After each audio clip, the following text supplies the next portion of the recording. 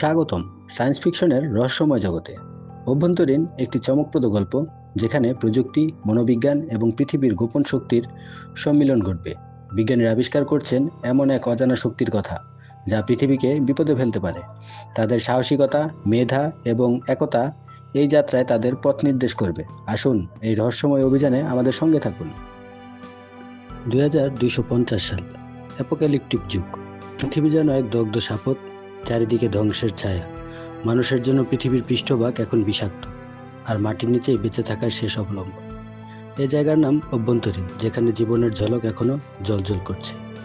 অভ্যন্তরীণ শহরে আমরা গুটি কয়েক বন্ধু, আমি, সুকন, সোনিয়া, মামুন, আলিম, নাহিদা, বর্ষা আর শারমিন স্বপ্ন দেখি একটি শান্তিময় দিনের, কিন্তু কোনো কিছুই চিরকাল স্থির থাকে না। মাটির নিচে শহরটা যেন প্রযুক্তির এক বিস্ময়। চুম্বক শক্তি দিয়ে চলা যানবাহন, বিশুদ্ধ বাতাসের চেম্বার আর আলোকিত রাস্তা।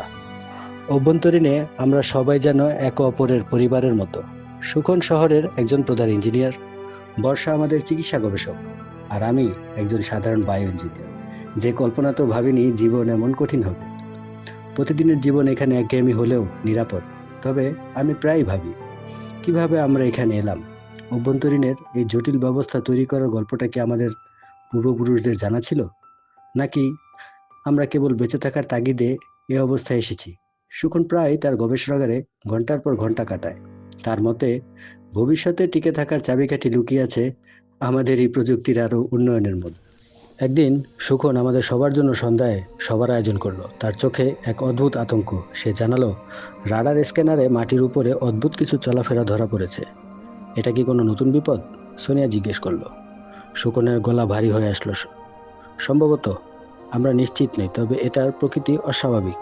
আমাদের সতর্ক থাকতে হবে। পরবর্তী কিছুদিন আমরা নিজেদের প্রস্তুত করার কাজে ব্যস্ত থাকলাম। প্রত্যেকটি পরিবারকে নিরাপত্তা প্রোটোকল শেখানো হলো। আমাদের রক্ষণাবেক্ষণ টিম অভ্যন্তরীণের প্রতিরক্ষা ব্যবস্থাকে আরো শক্তিশালী করার কাজে লেগে গেল।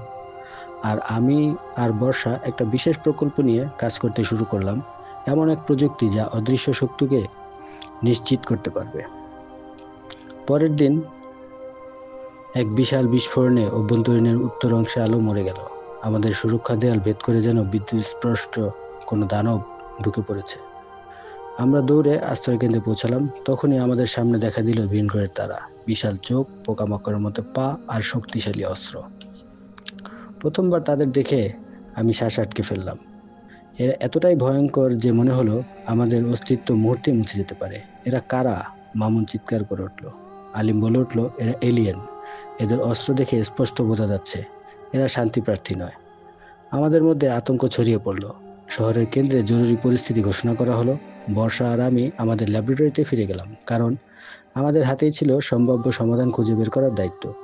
এলিয়েনদের প্রযুক্তি আমাদের চেয়ে বহুগুণ উন্নত। তাদের যন্ত্রপাতি এতটাই নিখুঁত যে তারা মুহূর্তের মধ্যে আমাদের যোগাযোগ ব্যবস্থা অচল করে ফেলল। আমরা বুঝতে পারলাম এই যুদ্ধ সহজ হবে না।